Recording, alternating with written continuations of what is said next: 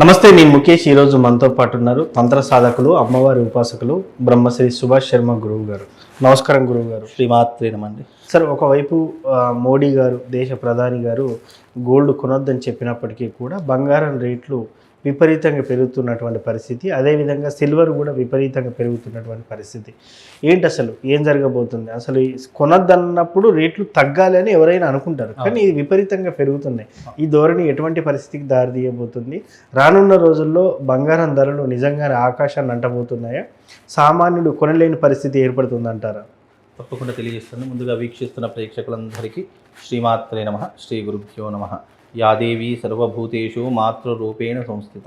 నమస్తస్సై నమస్తస్సై నమస్తస్సై నమో నమః. నేను గతంలోనే చెప్పా, బంగారపు ధరలు ఆకాశానికి అంటుతాయి అని చెప్పి. బికాజ్ ఏంటి అని అంటే కనుక మోడీ గారు చెప్పినటువంటి మాట దేశవ్యాప్తంగా, ప్రపంచవ్యాప్తంగా విస్తరించింది. కానీ దేశ ఆర్థిక వ్యవస్థ కావచ్చు, దేశ పరిస్థితులు కావచ్చు, తారుమారయ్యేటటువంటి సిచ్యువేషన్స్, సమయ సందర్భాలు ఇప్పుడు అందరికీ కనిపిస్తున్నాయి. గతంలో యుద్ధ వాతావరణం వస్తుందండి, తర్వాత వస్తువుల ధరలు పెరిగిపోతాయంటే ఎవరూ నమ్మలేదు. ఈ రోజున చూస్తే గనక వంట గ్యాస్ యొక్క బీభత్సం జరుగుతూ ఉంది. అలాగే పెట్రోల్, ఇంధనం సంబంధించినటువంటి బీభత్సాలు, అంటే కొరత ఏర్పడేటటువంటి పరిస్థితులు ఏర్పడుతూ ఉన్నాయి. బంగారపు ధరలు ఆకాశానికి అంటుతాయంటే ఇప్పుడు జూన్ 1వ తారీఖు ప్రారంభం అయ్యిందా? రాసి పెట్టుకోండి. బంగారం మనం కొనలేనటువంటి పరిస్థితి దాటి వెళ్ళవచ్చు. బికాజ్ ఏంటి అంటే ఈ యొక్క ఆర్థిక వ్యవహారము, ఆర్థిక పరిస్థితులు ఏంటి తారుమారయ్యేటటువంటి సందర్భాలు జూన్ 1వ తారీఖు నుండి ప్రారంభం అవుతాయి. ఎందుకంటే జూన్ 1వ తారీఖు రోజున గురువు మార్పు చెందుతున్నాడు. మిథునం నుంచి కర్కాటకంలోకి ఎప్పుడైతే అడుగు పెడతారో దేశ ఆర్థిక వ్యవస్థ దెబ్బతినేటటువంటి పరిస్థితులు ఏర్పడేటటువంటి సమయ సందర్భాలు ఇప్పుడు అందరికీ అర్థమవుతాయి. ఎందుకంటే గురువు ఫైనాన్షియల్కి కారకుడు అయ్యేటటువంటి గ్రహం. కాబట్టి ఈ గురుగ్రహం ఎప్పుడైతే మార్పు చెందుతుందో, కర్కాటకంలోకి అడుగు పెడుతుందో వైద్యపరంగా ఇబ్బందులు వస్తాయి. అలాగే ఇంధన పరంగా, అంటే వంట గ్యాస్ కావచ్చు, పెట్రోల్ కావచ్చు, ఆయిల్, క్రూడ్ ఆయిల్ కావచ్చు, ఇలాంటి ఆయిల్కి సంబంధించినటువంటి ఇబ్బందులు, కొరతలు ఏర్పడుతూ ఉంటాయి. అలాగే ఆర్థిక వ్యవస్థ దెబ్బతినేటటువంటి పరిస్థితులు ఏర్పడతాయి. అంటే డాలర్ రేట్ పెరిగేటటువంటి పరిస్థితులు ఏర్పడుతూ ఉంటాయి. ఇలా పెరిగినప్పుడు ఏమవుతుందంటే కనుక వస్తువుల ధరలు కూడా ఆటోమేటిక్గా పెరిగిపోతున్నాయి. ఇప్పటికే మార్కెట్లో వస్తువుల ధరలు చాలా మట్టుకు పెరిగిపోయి, సామాన్య కూరగాయల దగ్గర నుంచి టిఫిన్ వస్తువుల దగ్గర నుంచి భోజనం చేసేటటువంటి పరిస్థితులు, హోటల్కి వెళదామంటే భయపడేటటువంటి పరిస్థితులు ఏర్పడేటటువంటి సందర్భాలు ఇప్పుడు వచ్చేసాయి. అంటే ఇక్కడ ఆర్థిక భారం పెరిగిపోయినప్పుడు వస్తువుల ధరలు కూడా 100% పెరిగిపోతూ ఉన్నాయి. ఇది ఖచ్చితంగా ప్రతి ఒక్కరూ గుర్తుపెట్టుకోవాల్సిన విషయం. రాబోయేటటువంటి రోజుల్లో ఆర్థికపరమైనటువంటి భారం భారతదేశం ఎదుర్కోవాల్సిన పరిస్థితులు ఏర్పడతాయి. అలాగే బంగారపు ధరలు, వెండి ధరలు కూడా, వెండి ధరలు తగ్గుతాయి కానీ బంగారపు ధరలు మాత్రం 100% పెరిగేటటువంటి సూచనలే మన దేశానికి కనిపిస్తున్నాయి. సో వెండి ధరలు తగ్గే అవకాశం ఉందంటారు? వెండి ధరలు తగ్గుతాయి, బంగారపు ధరలు పెరుగుతాయి. లేదా వెండి అంతకంతే ఉంటుంది. వెండి పెరిగితే మహా అయితే 100-200 రూపాయలు తులానికి పెరుగుతుంది. కానీ బంగారం అలా కాదు. పెరిగితే గనక ఒకేసారి, అంటే జూన్ 1వ తారీఖు నుంచి ఆగస్టు వరకు, ఇప్పుడు 1,52,000 రూపాయలు ఉన్న ధర ఆగస్టు వరకు నాకు తెలిసి 1,80,000 వరకు వస్తుంది. ఆగస్టు నుంచి డిసెంబర్ వరకు దాదాపుగా 2 లక్షల వరకు అయ్యేటటువంటి సూచనలు తప్పకుండా కనిపిస్తున్నాయి. కాబట్టి బంగారము, నేను గతంలో చెప్పా, బంగారము కొనుక్కోవాలంటే ఇప్పుడే అంటే అప్పుడు నేను చెప్పేటప్పుడు బంగారపు ధర 1,50,000 నాటికి ఉండేది. కానీ ఇప్పుడు అదే బంగారపు ధర 1,54,000, 57,000, 60 వారికి చేరుకునేటువంటి పరిస్థితులు ఏర్పడుతున్నాయి. కనుక బంగారం అనేటువంటిది ఒక అసెట్, ఒక ఆస్తి.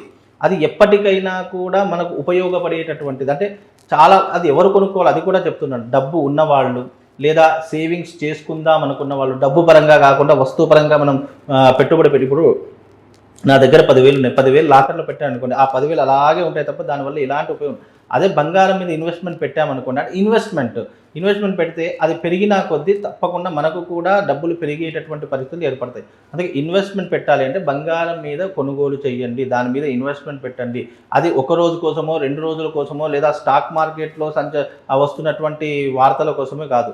అది ఇప్పుడు మీరు కొనుక్కొని పెడితే మీకు సంవత్సరానికో లేకుంటే 6 నెలలకో అది తప్పకుండా మీరు పెట్టినటువంటి పెట్టుబడికి రూపాయో ఇంట్రెస్ట్ తీసుకొచ్చి పెట్టేటటువంటి వస్తువు బంగారం. కనుక అది ఎప్పటికైనా పెరిగేదే కనుక తగ్గేటటువంటిది కాదు అనేది ప్రతి ఒక్కరు అర్థం చేసుకోవాలి. బంగారం కొనకూడదని నరేంద్ర మోడీ గారు చెప్పినటువంటి మాటలు ఏంటి అంటే కనుక దేశ ఆర్థిక పరిస్థితి బాగా లేదు. ఇప్పుడు మనం ఏదైతే మనము బంగారం మీద, పెట్రోల్ మీద, ఇంధనాల మీద అది మనం పెట్టుబడి పెడతామో అది మన దేశానికి రాదు, అది పరాయి దేశానికి వెళ్ళిపోతుంది. కనుక పరాయి దేశానికి వెళ్ళేటటువంటి ఏవైతే డబ్బులో అది చాలా మట్టుకు జాగ్రత్తగా కాపాడుకునే ప్రయత్నం చేస్తే ఆర్థిక పరంగా మనం కాస్త వెసులుబాటులో ఉండేటటువంటి పరిస్థితులు ఉంటాయని చెప్పి నరేంద్ర మోడీ గారు చెప్పినటువంటి వాస్తవం.